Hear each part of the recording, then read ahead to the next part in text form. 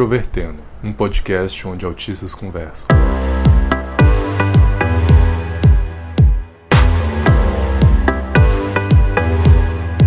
Um olá para você que escuta o podcast Introvertendo, que é o primeiro podcast do Brasil a trazer autistas na sua equipe de conteúdo. Meu nome é Thiago Abreu, sou jornalista e hoje estou com colegas de mesma área de profissão para poder falar um pouco sobre a área de comunicação. Olá pessoal, tudo bem? Meu nome é Vitor Rodrigues, tenho 22 anos, sou natural de Goiânia e atualmente estou cursando o 8º período do curso de jornalismo na Unialfa. Eu sou Selma Sueli Silva, sou jornalista, relações públicas, tenho pós em comunicação e gestão empresarial. Estou muito feliz com o convite de estar participando aqui, até porque comunicação social foi, é e eu penso que sempre será a minha paixão.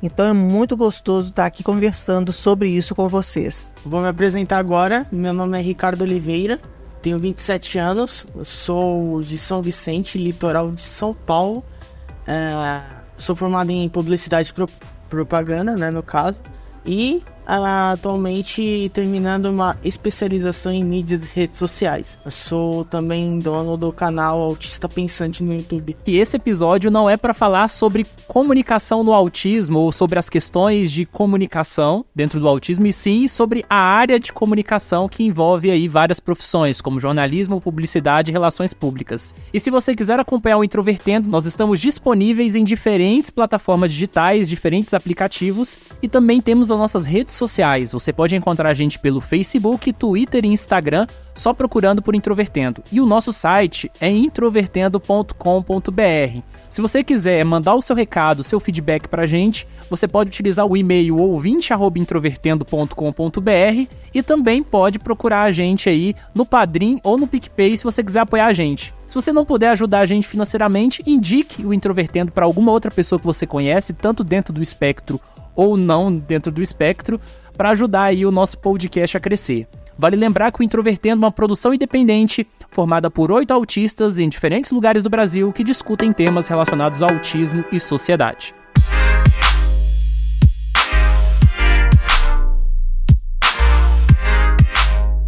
Esse episódio sobre comunicação é muito interessante para mim, porque os 3 convidados que temos aqui hoje, eles têm uma participação, assim, direta ou indireta comigo em algum momento na trajetória da comunidade do autismo.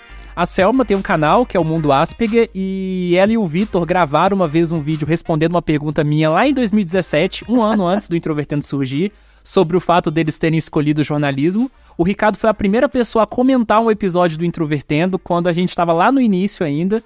E o Vitor acompanha o Introvertendo há muito tempo, então muito obrigado primeiramente a vocês aparecerem aqui no podcast. E primeiro eu queria perguntar, então, individualmente para cada um, por que vocês escolheram cursar algo na área da comunicação? Então, eu escolhi a área de comunicação, especificamente o curso de jornalismo, primeiramente porque eu sou uma pessoa que desde pequeno sempre fui estimulado a ler em livros, gibis, muito por influência da questão da minha mãe, que desde cedo repassou esse hábito que ela aprendeu desde a infância para mim, e eu acabei tomando gosto.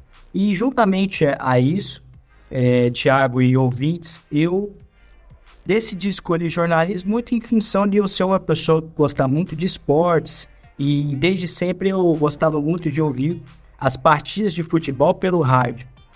E por essa razão, em meados de 2010, eu decidi que eu queria escolher a área da comunicação, Por sempre ser essa pessoa com a necessidade de falar, de gostar de estar em público e principalmente por exercer esse hábito da leitura que eu aprendi desde cedo através da minha mãe. Pois bem, Thiago, nossa, você foi lá em 2017, pois eu me lembro da sua pergunta e me lembro da gente respondendo sim, porque a comunicação sempre foi um encantamento na minha vida. Mas, para te ser sincera, a primeira profissão que eu pensei em ter foi psicóloga. Depois eu achava assim que eu ia ser professora. Por que isso? Porque como eu não tive o diagnóstico na infância ainda, eu observava muito gente, observava muito as pessoas, para poder entender essa relação social, para tentar me enquadrar, né, num contexto que eu me sentia tão inadequada. E sim, isso desde criança. Como criança eu já fazia isso, quando criança. E a minha mãe é da área do direito, que também tem muita leitura e ela escreve, né? Sempre escreveu muito bem. Só que, quando chegou no ensino médio, eu fui pela minha irmã mais velha, que fez engenharia e fez edificações no Cefet. Aí falei assim, bora lá, vou fazer edificações também. E me encantei, porque as aulas práticas são muito gostosas. Pensa bem, eu construindo parede, fazendo piso, entrando dentro de tubulão, sabe? Com o meu lacinho branco na cabeça, o meu guarda-pó amarelo, entrando lá nesse tubulão para olhar tudo direitinho, como boa autista mesmo, sem diagnóstico, olhando se as medidas estavam igualzinho o professor passava, né, no quadro, aquela coisa toda. Mas quando veio o vestibular e que eu li um pouco de todas as profissões, na hora me falou mais alto a questão do jornalismo, que eu sempre observava muito, sempre acompanhava. E então, quando eu tentei o vestibular, você fazia a opção por comunicação social. E no 5º período, você ia para a área ou de relações públicas, ou de publicidade, ou de jornalismo. Então, eu entrei querendo fazer jornalismo. Quando chegou no 5º período, eu falei assim, nossa, gente, caraca, eu não sou tão madura. O jornalismo é uma coisa muito séria, você tem que ter entendimento muito abrangente de muita coisa. Eu não me sinto tão madura para isso, não. E fui para relações públicas.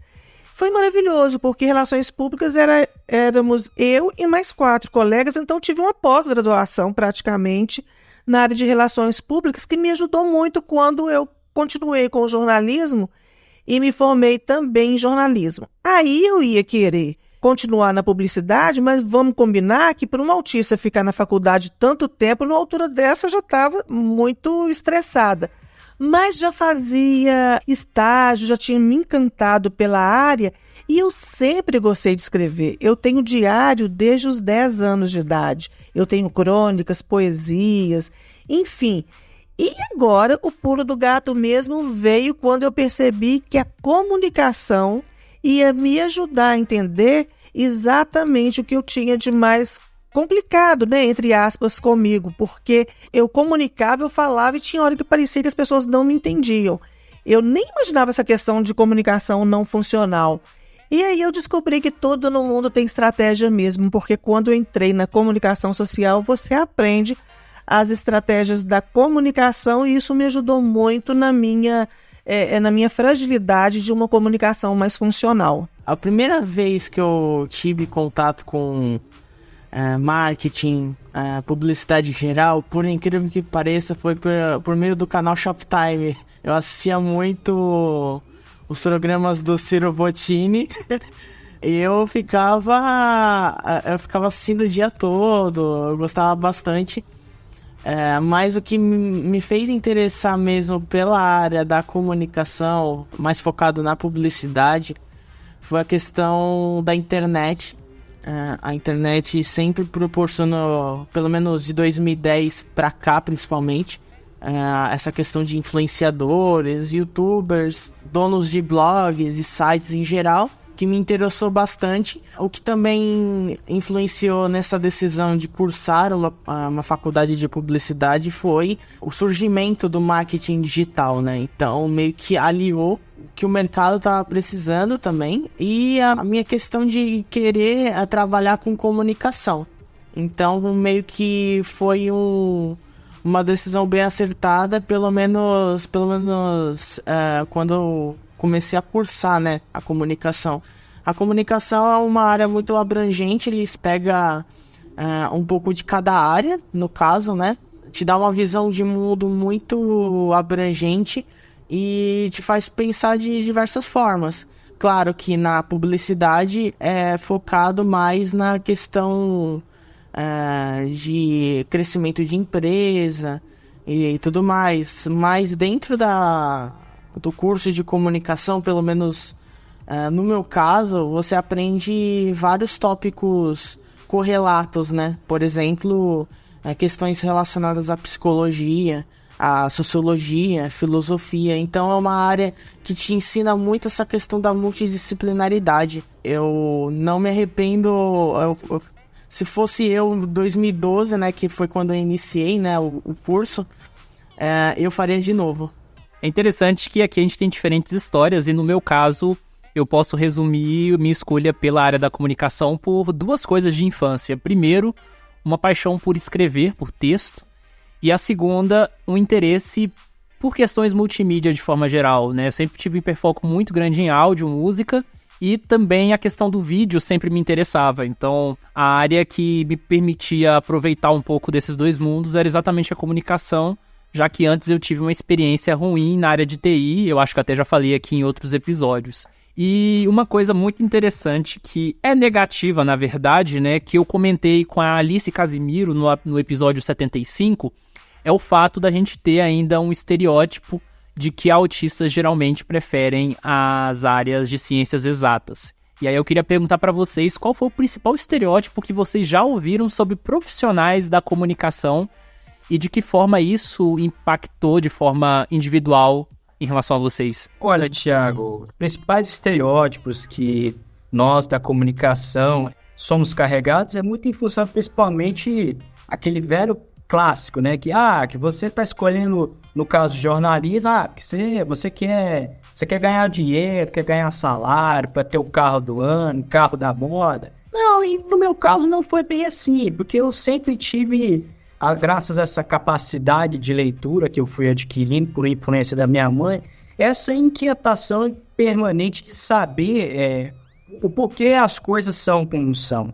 E mesmo que eu tendo ao longo desse processo entre colegial e até ingressar no ensino superior, tendo enfrentado muitas críticas e até um pouco de comentários irônicos, impertinentes por parte de pessoas, eu sempre me mantive firme e convicto, porque de que adianta você escolher um curso apenas visando ter status e prestígio, como era muito discutido na época do terceirão, se você não fazer aquilo que você gosta. E graças a Deus, mesmo com a rede de apoio que tive, tanto por parte dos professores na escola e também na minha casa, eu sempre consegui seguir firme e convicto nas escolhas que eu queria e mantive o foco em seguir carreira do jornalismo, apesar desses inconvenientes que eu tive que lidar pelo caminho.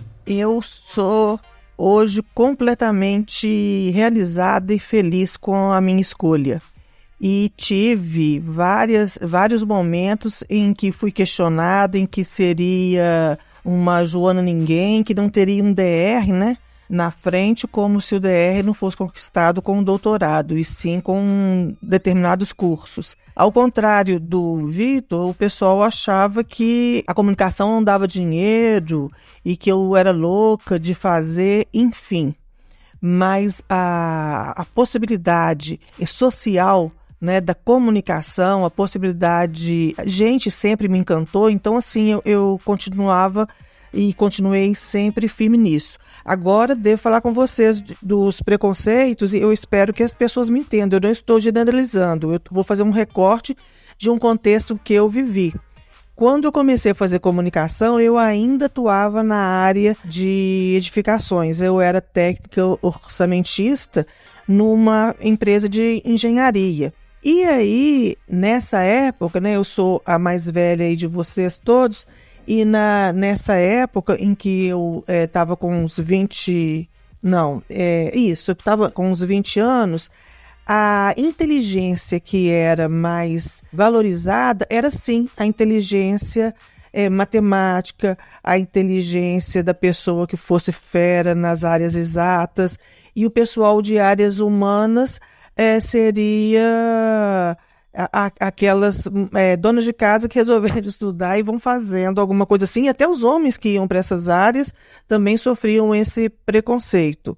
Eu nunca me preocupei com isso, até porque nessa empresa de engenharia que eu trabalhava, eu já disse, né, que eu observava sempre pessoas, eu falei assim, gente, mas que estranho. Eu não quero na minha vida ficar vibrando, o máximo da minha vida vai ser trabalhar durante a semana, no fim de semana, vibrar com ida ao cinema para assistir filme de ficção e achar que a moto tal é a moto maravilhosa, encher a cara. Isso é muito pouco para mim. Eu não entendi como é que as pessoas eram infelizes durante a semana toda e se contentavam de ser felizes, entre aspas, né, porque eu não via tanta felicidade naquilo, só o sábado e o domingo, sem contar que na segunda-feira eu estava naquela ressaca grande. Aí eu comecei nessa fase a questionar um tanto de coisa, achar que as pessoas elas estavam brincando com a questão da felicidade. Aí eu paguei para ver, fui e mergulhei de cabeça na área da comunicação e por muito tempo somos 3 irmãs e eu, em termos de dinheiro, sou a mais pobre. Colocando a minha mãe também, entre minha mãe e minhas irmãs, em termos de dinheiro, eu sou a mais pobre. Mas vivo com dignidade, tenho apartamento, carro, tenho coisas que hoje me colocam numa situação até de milionária, se for olhar o meu início de vida lá atrás. E nesse caminho eu tentei algumas vezes fazer concurso, mas a forma como o concurso é feito também não é para o meu cérebro neurodivergente. O meu saber ficava muito limitado naquele tipo de medição dos concursos. Então eu encarei a coisa e parti para a assessoria de comunicação, parti para o rádio, e aí eu descobri um mundo maravilhoso. E uma das coisas mais lindas que aconteceu na minha vida foi o seguinte: quando eu saí da rádio em 2015, eu descobri no mesmo instante que eu tinha um público imenso que migraram comigo para as redes sociais. Então eu percebi, diferentemente do que os meios de comunicação eram até então, que se você estava na televisão, saía da televisão, era um jornalista morto, ninguém falava de você e você deixava de aparecer. Então as redes sociais são assim, o achado, é a coisa mais linda que tem na área de comunicação, porque esses ouvintes hoje, muitos deles me acompanham no mundo Asperger, torcem por mim, torcem pelo meu filho. Me perguntaram quando meu filho Victor Mendonça foi fazer jornalismo, mas sofrendo tanto do jeito que você sofre e ganhando tão pouco, você vai deixar o Victor fazer jornalismo? Eu falei assim, mas quem te disse que eu sofro? Porque em termos de dinheiro eu posso ser a mais pobre, mas eu me considero a mais feliz de todas, porque a descoberta da vida aos olhos da comunicação, aos olhos da riqueza do ser humano, é muito bacana. Eu ter um filho que hoje está com 22 anos como parceiro de profissão é muito bacana. A gente conversa entre 2 gerações. A minha geração não é a geração tecnológica, a dele já é. No entanto, ele pega uma bagagem que eu tenho de comunicação lá de trás, e isso para ele é muito bacana, porque a vida funciona assim. Cada geração ficando melhor do que a anterior, e a gente trocando uma troca maravilhosa com a geração mais velha e a geração mais nova, porque assim, nenhuma dessas gerações vão conseguir um trabalho tão maravilhoso, um resultado de trabalho tão maravilhoso, se não for dando as mãos. Por isso que eu estou encantada de estar aqui no Introvertendo, porque olha o público de vocês, eu estou me sentindo a Selma aqui, porque é muito lindo falar para todo mundo, é muito lindo falar que eu entendo o brilho do olho de vocês, que eu acredito nessas coisas que vocês acreditam, e que o autismo, que a comunicação e o que mais vier, a gente traz e a gente vai tentar ficar confortável dentro disso e vai descobrir caminhos dentro disso. Isso é muito bacana. Sobre a questão dos estereótipos, né, de quem faz comunicação, no meu caso, publicidade e propaganda. É um pouco do que já foi falado, né, de que, nossa, não dá dinheiro. Depende muito do caso. Normalmente não dá mesmo, igual, pelo menos, em casos como ramos das exatas. Mas tem um porém que acaba meio que contrapondo isso, que é a questão do saber, né? Apesar das exatas, o saber tecnológico e tudo mais, da questão financeira, a diferença para as humanas é que as humanas dão um saber muito profundo sobre a realidade das pessoas, podendo você ser da publicidade, do jornalismo, relações públicas, enfim. Ele dá uma base muito, muito sólida do que, como as pessoas vivem, né? As questões sociais, né? A questão de mercado, como funciona o mundo, que não necessariamente uma pessoa que fez algo na área da tecnologia da informação, por exemplo, tem noção, né? Então, a comunicação traz esse tipo de saber e é que eu fiquei prestando muita atenção no que vocês estavam falando. Eu tava aqui refletindo. Muita gente entra nos cursos de humanas. Exatas também, inclui também essa argumentação que eu já vou colocar, que é para entrar no mercado de trabalho. A princípio, a universidade, a faculdade em si, o objetivo principal dela não é fazer com que a pessoa entre no mercado de trabalho. O objetivo principal dela é trazer um conhecimento de acordo com o ramo que é estudado. Por exemplo, eu fiz comunicação social com habilitação em publicidade e propaganda. Muita gente entra nesse curso, pelo menos estou falando por mim, pelo que eu vivenciei, muita gente entra nesse curso achando que vai depois entrar numa empresa.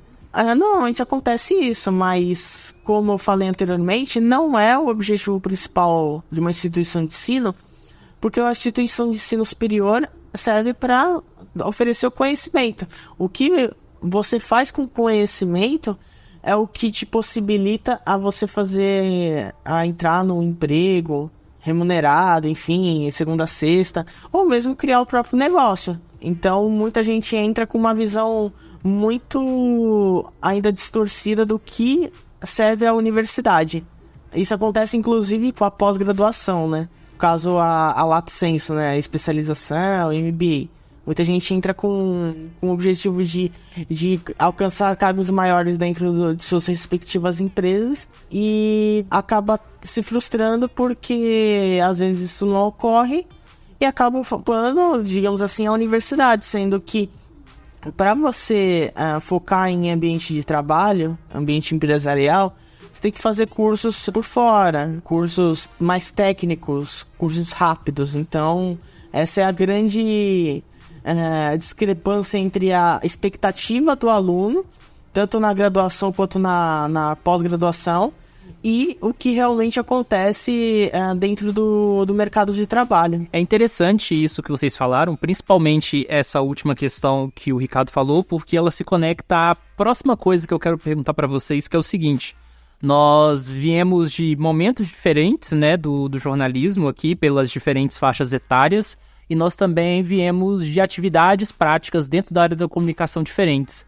Eu tenho um apreço, de certa forma, pela questão teórica. E sempre foi um fator de angústia para mim o fato da comunicação não ter, talvez, um aparato teórico tão bem estruturado e tão antigo, digamos assim, quanto outras áreas. Porque a gente não tem, por exemplo, uma teoria geral da comunicação, né? A gente não tem, por exemplo, uma definição, uma corrente consensual do que seja, de fato, comunicação. E eu sempre me senti muito angustiado por fazer parte de uma área em que não se tem um conceito exato. E aí eu queria perguntar para vocês sentem essa angústia ou para vocês é muito mais uma questão mesmo de atividade prática da comunicação? Olha, Thiago, eu acho que para além de uma questão de ser uma questão de ser uma atividade prática, eu acho que essa inquietação que você tem e eu também tenho muito refletido nesses últimos dias, fazendo uma retrospectiva desses 4 anos que eu passei na faculdade, passa muito em função porque os currículos acadêmicos do ensino superior, do curso de jornalismo, eles não acompanham as transformações que acontecem, sobretudo, principalmente dos últimos 9 anos para cá. A disseminação da internet que alterou completamente a forma de se fazer jornalismo. Eu até, há um tempo atrás, eu estava dividindo essa inquietação com o professor meu, que a forma de ensino com que as universidades mostram para a gente é uma coisa de 2 décadas atrás. E não acompanha a velocidade que essas transformações acontecem no nosso cotidiano.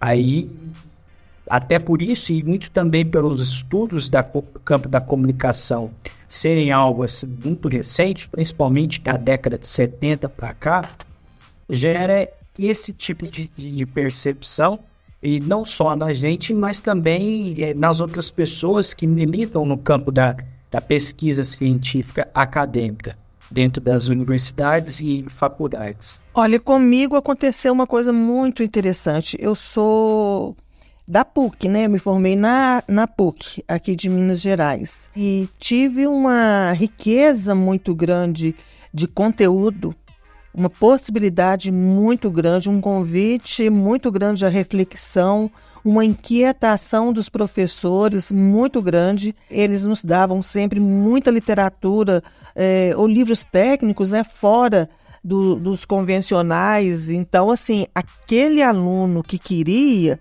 ele tinha. Mas aí é como disse o Ricardo, muita gente, o objetivo de 90% ou 95%, ouso dizer, era conseguir o diploma para partir para o mercado de trabalho. E, na realidade, acabavam não pegando essa riqueza que os professores ofereciam. Tive essa boa sorte porque o meu dia a dia era muito maçante com cálculos, com tudo. Então, era como se eu lá estivesse assim, me divertindo, estivesse me permitindo pensar uma série de coisas da sociedade e entender uma série de coisas da sociedade. Mas, quando eu me formei, eu senti certa dificuldade em linkar esse tipo de coisa.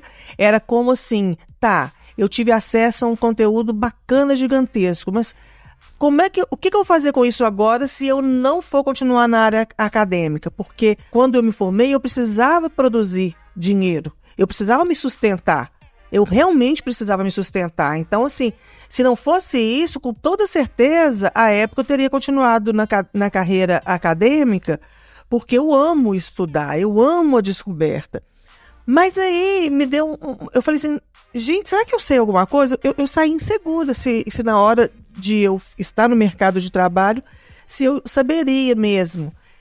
Isso você só sabe no dia a dia. Então, assim, veio a primeira experiência, a segunda, a terceira, e eu fui me descobrindo e me reinventando como profissional. E, sim, as coisas que eu aprendi lá, eu usava mais nesse sentido de ter me feito um ser humano mais completo, com possibilidade de pensar. O meu grande diferencial era isso. Às vezes eu não sabia alguma coisa que me era proposta, mas eu tinha tido um lastro lá atrás que me deu toda a possibilidade de construir. E aí eu me virava. Acompanhando agora, dessa época, a época do meu filho, que é mais ou menos a época aí sua, Tiago, eu vejo o seguinte, que muita gente achou assim, nossa, a comunicação agora, puxa, tá acabando, né? É porque todo mundo pode ter um celular na mão e fazer matéria, e pode isso, pode aquilo. Não, eu via o contrário. A minha época, quando eu me formei, era rádio, televisão ou jornal. Dificilmente uma revista. Então, era muito limitado. Eu passei por assessoria de comunicação e passei revista, jornal e rádio, que foi a minha última, né? Eu fiquei 15 anos numa rádio. Mas eu via que o mercado de comunicação crescia de uma maneira tal que aí sim a gente ia usar aquilo que eles cutucaram lá atrás, que é a nossa criatividade. Que com a nossa criatividade, um computador não é só um computador, um celular não é só um celular, e isso te abre um leque muito grande. Eu fico muito feliz, por exemplo, de o Victor poder exercitar isso comigo, não você, Victor, o Victor, meu filho, poder exercitar isso comigo no mundo Asperger, né? Porque no mundo Asperger também são várias mídias que a gente está exercitando, mas eu estou muito feliz de ele também não ter tido que abrir mão da área acadêmica, porque hoje eu percebo que a teoria e a prática andam juntas e que é uma delícia você desconstruir elas durante a sua vida toda para depois construí-las de uma maneira muito mais rica, né? Lá na frente. Então eu estou achando um mercado hoje muito mais atraente do que lá atrás. Então, respondendo a pergunta, né, do Thiago, né, a questão seria os conteúdos serem defasados pelos próprios professores ou seria algo imposto pela própria instituição de ensino que o professor está dando aula? Porque eu acredito que seja um pouco dos dois, né? Porque, obviamente, todas as áreas existem bons e maus profissionais, mas também, no caso do professor, ele tem que seguir uma espécie de ordem que vem da empresa, né? No caso, a instituição. E como a Selma falou, ela teve uma experiência boa com relação a PUC. Outras pessoas podem não ter tido com suas respectivas universidades, justamente por causa desse fator, né? De que cada instituição, faculdade, universidade em geral tem suas próprias formas de lidar com essa parte educacional em si, né? Que é o núcleo da atividade, né? Eu creio que seja esse o questionamento que responde o questionamento do Thiago. Qual o motivo que leva à defasagem do conteúdo? Porque eu também tive um pouco desse problema. Alguns professores na minha graduação utilizavam slides pré-2010, sendo que eu iniciei em 2012, né? Então, por uma área da comunicação, principalmente com a internet hoje em dia pautando praticamente a vida de todo mundo, é algo muito antigo. Você está falando aí, eu tô começando a perceber direitinho a diferença. Teve um momento em que o educador, e eu tive acesso ao educador, era o cara que ia, pesquisava, que se atualizava, que amava, né, o estudo para transmitir esse estudo. Esse profissional que você descreve aí, ele é o trabalhador do ensino, que é outro perfil completamente diferente. Ele não preocupa em se reciclar, ele não preocupa com seus alunos no primeiro momento. Eu não estou generalizando, mas sim, ficou bem diferente, porque a própria PUC de hoje não é a PUC de quando eu estudava. E as universidades federais que tentam aí lutar, né, com galhardia em função de manter a qualidade de ensino, estão sendo também desinstrumentalizadas. Então você tem razão, hoje o panorama é de fato diferente. Sim, porque, por exemplo, inclusive, como você falou, tem a questão do tempo, porque pode mudar a gestão lá em cima, por exemplo, que acaba afetando toda uma rede de conhecimento, porque cada um tem a sua forma de trabalhar, enquanto uns são mais focados nessa questão da atualização do conhecimento para os alunos da graduação e depois da pós, né, enfim, enquanto tem esse tipo de pessoas. Há pessoas que são mais paradas no tempo, né? Que acham que o mesmo conceito, apesar de ser um conceito que pode ser um conceito de consenso, né? Às vezes pode mudar e acaba ficando datado. E já respondendo a pergunta a outro questionamento do Thiago, com relação a... É o fato de não termos, digamos assim, uma teoria geral da comunicação e que muitas vezes os estudos sobre comunicação, né, que são feitos hoje em dia nas pós-graduações são na verdade estudos de mídia. Sim, não há um consenso, né? Então, a questão de haver ou não consenso, na minha visão, na minha opinião, como publicitária, enfim, é algo que prejudica não ter consenso. Por quê? Porque isso fica ligado, de certa forma, preconceito que áreas de humanas não são ciência. Muita gente da TI, principalmente, considera áreas das humanas como psicologia, a comunicação em si também, como pseudociências, mas é algo totalmente diferente. Humanas, comunicação social, no meu caso, é sim ciências. É que o que acaba prejudicando e acaba tendo essa visão deturpada é que realmente, como são áreas que lidam com muito essa questão dessa subjetividade, ninguém quer colocar digamos assim, um ponto final em algum tipo de teoria. Sempre há algo a ser discutido, o que é bom, de certa forma, mas também se precisa discutir até certo ponto para depois fechar o assunto e virar de fato uma teoria fechada. Pelo menos não ser aberta essa conversa, né, para mudar uma teoria a curto e médio prazo, digamos assim, porque senão acaba virando uma espécie de bagunça. Eu coloco uma teoria, aí acaba sendo utilizada mais, aí acaba não virando mais consenso que já era considerado consenso e vira uma bagunça, né? Então isso acaba mais prejudicando do que contribuindo para a própria área da comunicação.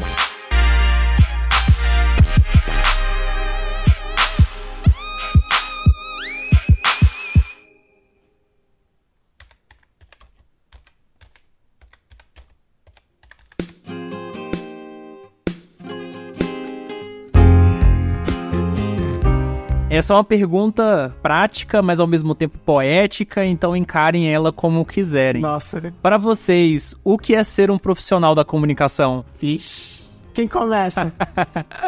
Pode ir, Vitor. Vai, Vitor. Tudo bem, Selma. Eu acho que nesses pouco mais de 4 anos e alguns meses que eu estou militando nessa vida acadêmica, eu acho que o ser um profissional da comunicação é você sempre procurar estar permanentemente inquieto, à procura de respostas que busquem explicações para as coisas que façam sentido dessa vida. Porque até mesmo tem uma frase, sempre muitos profissionais sempre costumam dizer que no dia que se a gente não questionar as coisas permanentemente no nosso dia a dia, perde um pouco esse sentido, né? E até muito em função da nossa característica de sermos dentro do espectro do autismo, tem essa capacidade de observadora, com a qual nós temos diariamente, que faz manter viva essa chama para uma forma de nos reconhecermos e nos autoafirmarmos, para que somente assim possamos ter reconhecimento, mais inclusão e principalmente, que é um desafio que eu tive e ainda estou tendo, para que as pessoas possam ter mais empatia conosco, não vermos nós autistas como aquelas pessoas que são autocentradas, que são gostam de estudar e são antipáticas e fechadas. Trabalhar com comunicação, além de ser um desafio constante, é algo que pelo menos te dá muito conhecimento abrangente sobre o mundo. Como eu falei inicialmente no podcast, ele te abre um leque de opções muito grande. Tanto que no curso de comunicação, na publicidade, você acaba estudando não só sobre a publicidade em si, você acaba estudando um pouco sobre diferentes áreas dentro das humanidades. Mais focado no mercado de trabalho, creio que o grande potencial de trabalhar com comunicação é trabalhar para si. Não trabalhar para terceiros, por exemplo. Claro que trabalhar para terceiros no primeiro momento acaba trazendo o famoso arroz com feijão, né? Aquele dinheiro, né? Para se manter todo mês. Porém, a médio e longo prazo, eu creio que a comunicação focada no digital, né? O marketing digital, mais especificamente, contribui mais para a pessoa em si que para terceiros. Fazer com que a pessoa tenha uma renda.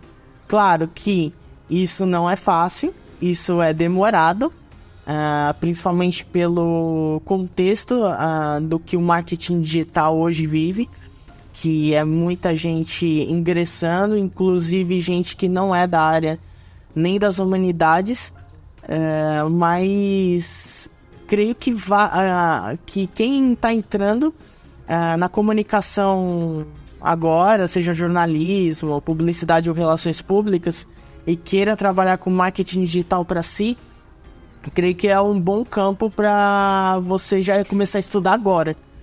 Então, eu já vou dando essa dica. A comunicação, ela me salvou.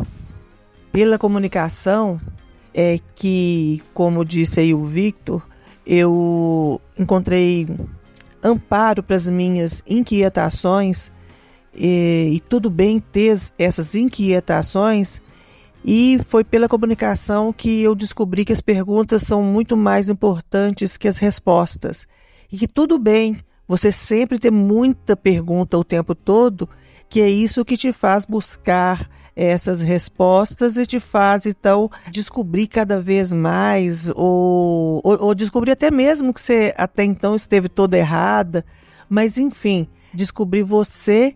E depois, quando a comunicação já tinha feito isso tudo por mim, né, com meu cérebro neurodivergente, foi a maneira que eu descobri de entender a riqueza e a diversidade do ser humano, em que eu percebi que eu me encontrei, né? Eu me encontrei e comecei a não me sentir mais uma ET no mundo. Eu sabia que pela comunicação as pessoas mais ricas são ricas pela diferença mesmo. Então, tudo bem, como a Sônia Pessoa, que é uma jornalista, também diz, eu e o Victor, a gente cita muito essa frase, tudo bem ser diferente.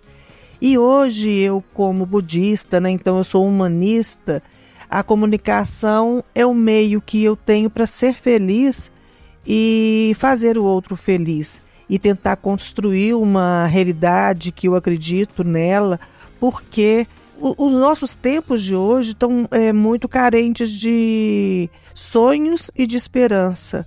A juventude, e eu não estou falando isso da minha cabeça, tenho feito pesquisas e tenho estudado pesquisas, a juventude de hoje não sonha como antes.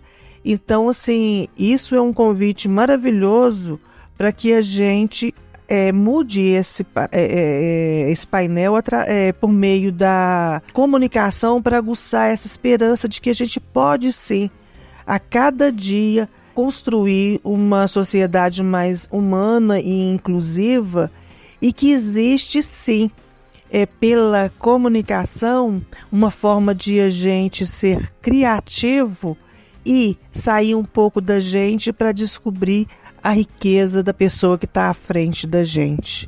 E nisso não tem gênero, não tem idade, não tem nada que rotule, que engesse e que limite. Tem apenas a beleza da infinidade de possibilidades que cada pessoa representa. Comunicação, para mim, é isso. É um instrumento que me faz navegar nessas delícias, né, do mundo diverso. Mais uma vez, muitíssimo obrigado pela participação de vocês, e eu queria que vocês falassem para os nossos ouvintes onde eles podem encontrar vocês e o trabalho de vocês, para que eles possam também acompanhá-los. Olha, vai ser um prazer, como diz o Tiago, como falou no início do programa, que é isso que dá sustentação para os nossos empreendimentos que são independentes. Se você, ouvinte, tão antenado e tão ligado aí do Introvertendo, acompanhar o Mundo Asperger por nosso canal no YouTube, eu, Selma Sueli Silva, e meu filho Victor Mendonça. A gente está também no Instagram, né, Mundo Asperger, no Facebook. Enfim, vai ser uma delícia trombar com vocês aí também. E tem, né, aquele zap esperto que vocês também podem mandar, 31 98896 6412. 31 98896 6412. Se vocês quiserem entrar em contato comigo, é só procurar no Twitter, twitter.com, @CostaVitor de jornalista. Ou se você que for uma pessoa que curte muito o Instagram, é só lá na barra de pesquisa encontrar o endereço @VitorRT. Para acessar minhas redes, a principal é o YouTube. Você pode digitar na rede de pesquisa Autista Pensante, ou para quem estiver ouvindo depois de alguns meses esse podcast, é youtube.com/Autista Pensante. E nas outras redes, Facebook, Twitter e Instagram, todas com o @Autista Pensante. Você vai me encontrar lá.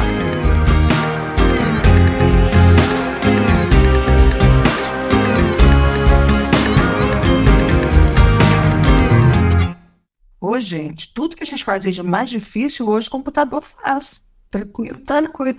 Igual, vocês não devem nem ouvir, a diagramação do jornal era manual, né?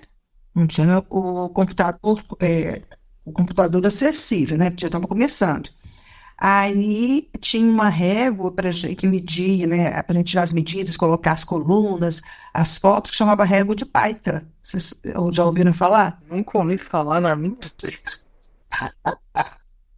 Eu sabia.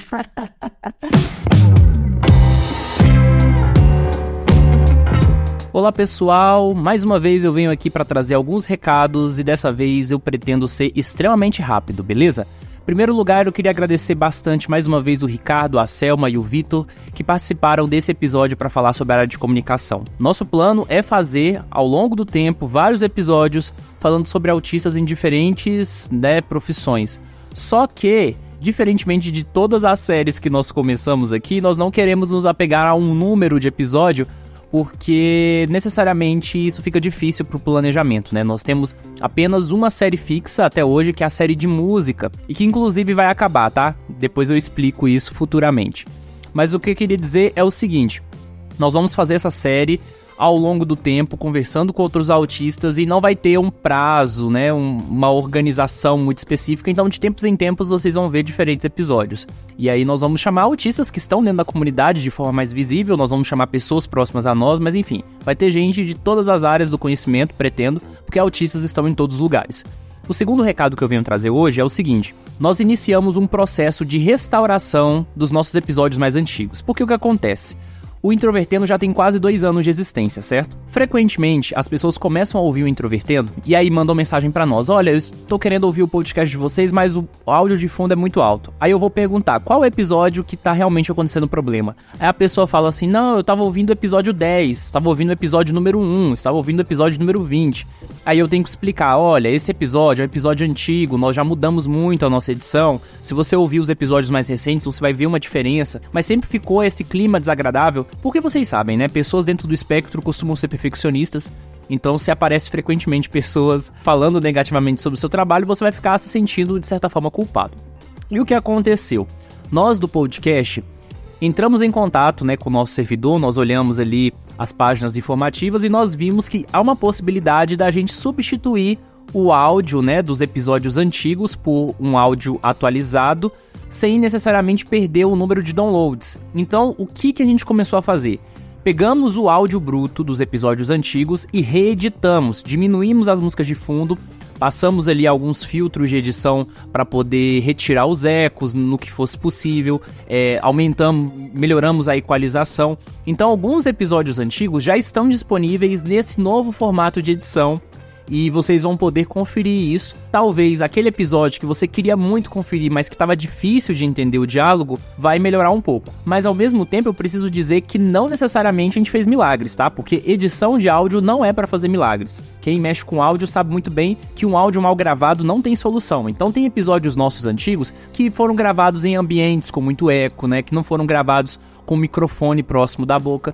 E isso, de certa forma, é irrecuperável. O que a gente está tentando fazer é um conteúdo paliativo criativo, melhorando a edição daquilo que a edição errou e diminuindo as músicas de fundo. Acredito bastante que isso já vai ajudar bastante a experiência de muitas pessoas dentro do espectro que ouvem o nosso podcast e que, por uma questão de costume, começam a partir do primeiro episódio, que é exatamente o nosso episódio mais caótico.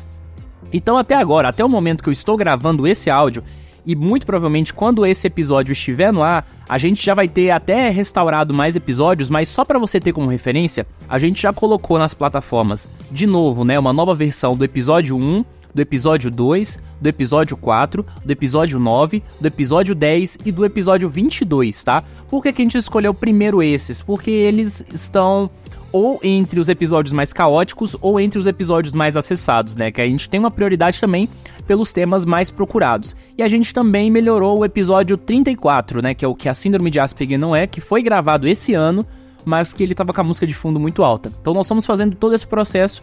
A nossa meta é que provavelmente até aí, mais ou menos um mês, a maioria dos nossos episódios antigos tenham passado minimamente por um processo de edição ou por melhora do áudio.